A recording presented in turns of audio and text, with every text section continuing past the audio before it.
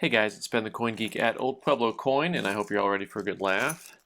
By a good laugh, I mean some of you are familiar with the fact that I really rarely wear gloves, and so here I am taking out some Ike dollars. But this video is all about getting in raw coins. We get a lot of raw coins in here, and just looking at some stuff. There's really no, I'm not really going to make you look at these Ikes. I mean, you can cover your eyes right now. We're not actually looking at the Ikes. These are not the Ikes you seek. So the point about this is that there's lots of fun stuff that comes in coin collections. Of course, you got your mint sets and proof sets, and people like opening those up and finding, all of the things that you can find in mint sets and proof sets, and you can find varieties and whatnot. But I digress. Occasionally we get some stuff in that's kind of fun, and this is why they're called coin rolls. See that? It's because they roll. I don't really discriminate when it comes to collecting. People can collect however they want to. I have a pretty open mind about it's your money, your life, you do what you want kind of thing. And so some of you may misunderstand my position on things like coin roll hunting because you may think that I just am against it. I'm against guys that kind of hype it up and make fake videos. That's what I'm against. That's a very different thing than people who enjoy. I've had lots of customers who enjoy coin roll hunting for years. In fact, the guy who found the Wisconsin quarter varieties, Bob Ford, he was a coin roll hunter. One of the things I can tell you absolutely, and if you watch these videos enough, you understand this is true, that I absolutely enjoy is that I can find beauty in just about any type of coin. So what was fun was in this group of pennies, Lincoln cents, you got these cool Federal Reserve Cleveland, Ohio wrappers. But I just want to show you, like I said, appreciation for quality. And just seeing when you see a coin that looks nice, and then it gets you intrigued right away about what's inside. Look at the almost proof-like field on this guy. We'll talk about more than just pennies here. Just give me some time here. But there was a couple things on here that I wanted to show you. There's a bunch of rolls, but I'm not breaking them open. That's going to be for somebody else to do. But would you, if you were me, would you break them open? Finest graded. The PCGS has one 74D graded 68. This is what I'm getting at here, though. Some of the Purple Mountains Majesty. Yeah, so that would be fun. Like this is a coin that I would grade just to get the PCGS True View on it. Look at the color on that bad boy. Now inside, maybe they're all that those bright colored coins, but they have a lot of that artificial toning on them. Some of you know what I'm talking about. Oh, let me get the dead bug out of the way for you really quick. No, he's still there. Now he's gone. That's how you know it's that's how you know it's original. Not embarrassing. Come over to my house. It looks just like that. So anyway, I've got a few more here. I'll grab and show you because I thought these were really cool, and it does make me wonder what's inside. And you look at getting coins like these maybe opened up and checked. Because really, you're looking at something that's basically almost a 50-year time capsule now, right? So a couple years here, a couple years there, and soon you've got 5 decades that have passed. Also, what's fun about modern coin rolls, if it's original, this is where you start to see things and notice.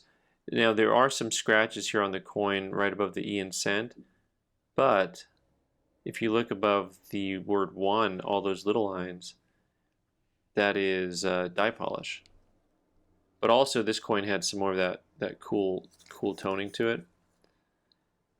So fun stuff. Maybe we'll just put a whole lot of them. I don't remember how many rolls I have, but maybe we'll put the whole lot of them up on the interweb, maybe up on the eBay. So what's fun is I got this roll in here. This one we will look at. And I just want to point out a few things about it. Obviously, it's not in a paper holder. It's in just a plastic tube that somebody had created. But we see lots of rolls of dollars that come in. and a lot of them that'll be marked uncirculated. This, of course, the eagle is taking off instead of landing here. There's always that one that gets stuck in the bottom. One of the things to note on these guys is it was actually this end that was up, right? You talk about where the toning can be. The toning was not on the end. It's just in very general terms,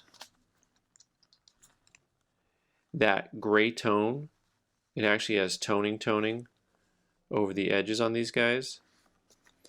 That's a nice original look. So also, we get a lot of these coins in, and oftentimes they're just kind of put together rolls with lots of chunky marks on them. More artificial toning, my friends. Join the club. Join the club.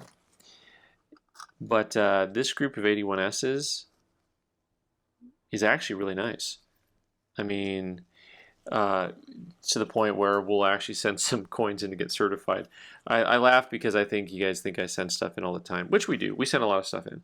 But also, you know, we get so much stuff like this that we don't send in.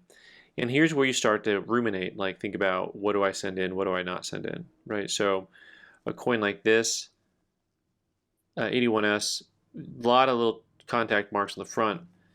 And then there's the back of the coin, the reverse. It's just amazing. You know, it's got that little spot, but I think that spot will actually come off. And in case you didn't know,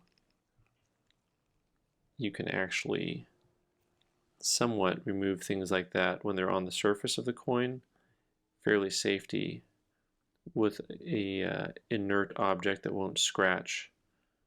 I guess that's the best way that I can describe it.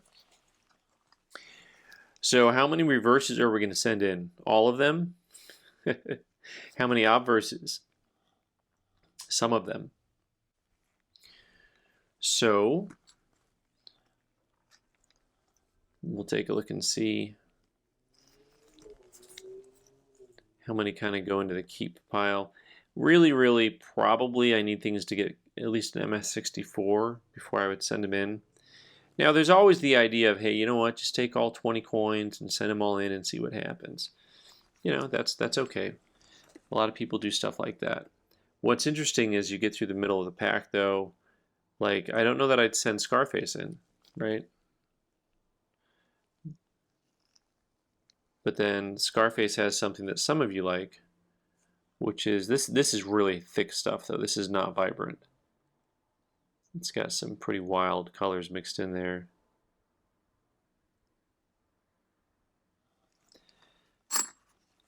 Interesting. All right, well that's a winner. Yeah, that's a winner. That one we'll send in. Y'all can debate too whether I should send it into NGC or PCGS. We'll start that right now. Actually, maybe we'll make my first CAC submission, right? I mean, at the time of this filming, they're still doing their soft launch, which means it's available. It's a trial period for people who are closely involved with the entire company and concept. Sorry, as I fly through things, I'm looking and seeing, observing. That's another winner. But so the soft launch, once that's done, though, it's game on. Once they've decided that all their equipment works properly, their systems are in place. This one probably has a little too much chatter to it. Once their systems are in place, they will be ready to go. So there's definitely at least a couple of 5s in this group, which is nice. That's kind of a fun looking coin. Probably more of a 4 than a 5. A lot of little stuff over in front of the face. But once again, just a really cool group. And I got to stop and show you guys because, like I said, we get a lot of stuff in raw. But usually when we get tubes of dollars in, they're just all put together. I just wanted to see if that's paper. What do we got there? Yeah, just paper. Wasn't sure if something else was going on. So we do get lots of groups of raw coins in, and occasionally quote-unquote BU dollar rolls, but they're oftentimes Not really original and not necessarily very BU, unless BU stands for butt ugly, but that's a different thing. So there are quite a few 64s in here too, it looks like. So we'll have a couple of really nice coins. Man, what a shame. This one, the fields are killing me. I mean, they're gorgeous. The cheek though, okay. Well, that very top mark, dang, no, that's in the metal. Sometimes you wonder how they grade a coin like that because the rest of the coin looks like such a high grade coin, but the glaring problem is a glaring problem. Because depending on how you interpret that cheek, even though the rest of the coin is stunning, you could still call the coin a 3 and not a 4 because it's just kind of a total net grade for the overall coin. I just want to grade nothing but the reverses on these guys. Can we just go bottoms up? Look at that. Really cool piece there.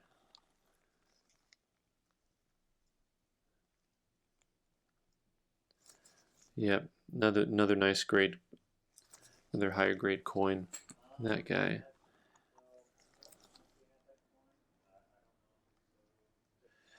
Probably more of a 4 on that one.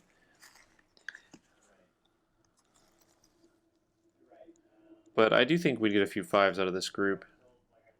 And we do have a number of 4s in the group, I think. Which is kind of like I said earlier, the kind of the baseline on this. Oh, this is interesting. Hello. Speaking of original and not original. That is a wheel mark on there. Yep. Yep. That real high polish right there through that section. Looks just like a wheel mark.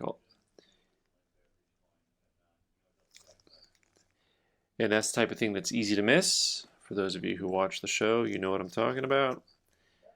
I do miss them sometimes. Oh man, look at that.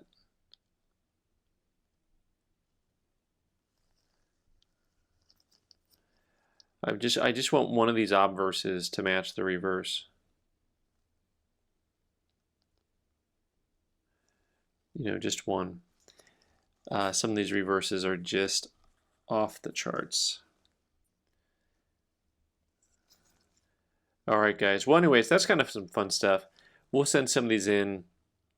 Keep on watching, sharing, commenting, all that good stuff, and hang around. You'll see these coins again sometime.